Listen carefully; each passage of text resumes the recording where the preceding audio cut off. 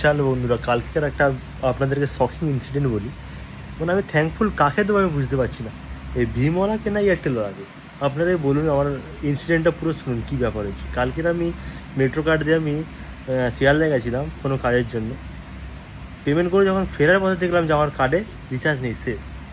আর আমি রিচার্জ করতে গেছি, গিয়ে যখন অনলাইন পেমেন্ট করতে গিয়ে দেখলাম যে আমার নেট চলছে না। তাই আমি বুঝতে পারিনি। আমি তখন কী করলাম, আমার বাবাকে ফোন করলাম যে বাবা আমার নেট চলছে না, একটা নেট ভরে দিন বা আমাকে রিচার্জ করে দাও আমার কার্ডে, আমি আসতে পারছি না। ফোন করে জানতে পারলাম যে আমার ফোনে রিচার্জই নেই, মানে রিচার্জ শেষ, খাতাম। তো আমি ভাবলাম হোয়াটসঅ্যাপে হয়তো মেসেজ করলে যাবে। হোয়াটসঅ্যাপে যখন মেসেজ করলাম যে হোয়াটসঅ্যাপেও যাচ্ছে না।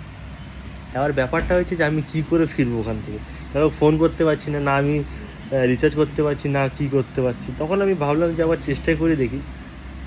মানে হোয়াটসঅ্যাপে তো এমনি নেট চলছে না, তবু আমি চেষ্টা করে ভীম অ্যাপটা খুললাম, যেখানে পেমেন্ট বগেরা করি। ভীম অ্যাপটা আপনারা নিশ্চয়ই জানেন। পেমেন্ট করতে গিয়ে দেখি না পেমেন্ট হয়ে গেছি। আমি তো এত অবাক হয়ে গেছি, মানে আমি আরেকজনকে অ্যাড করছি যে উপরওয়ালাকে থ্যাঙ্কস দেবো, না আমি ভীম অ্যাপকে দেবো, না এয়ারটেলওয়ালাকে দেবো। আপনারা বলুন কমেন্টে। উপরওয়ালাকে তো দেবোই দেবো, কিন্তু তার সঙ্গে সঙ্গে যে এয়ারটেলওয়ালা হেল্প করলো আমাকে, না ভীমওয়ালা হেল্প করলো, আমি বুঝতেই পারলাম না। কিন্তু আমার কোনো রিচার্জ নেই, একটা হোয়াটসঅ্যাপে ছোটো মেসেজ যাচ্ছে না, কিন্তু এখানটা আমার পেমেন্ট হয়ে গেল।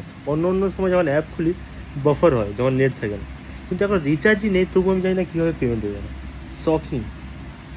আপনারা আমাকে কমেন্টে জানান যে আমি কাকে থ্যাঙ্কফুল হব। উপরওয়ালাকে তো হবেই হব, বাকি দুজনকে আমি কাকে বলবো আপনি বলুন।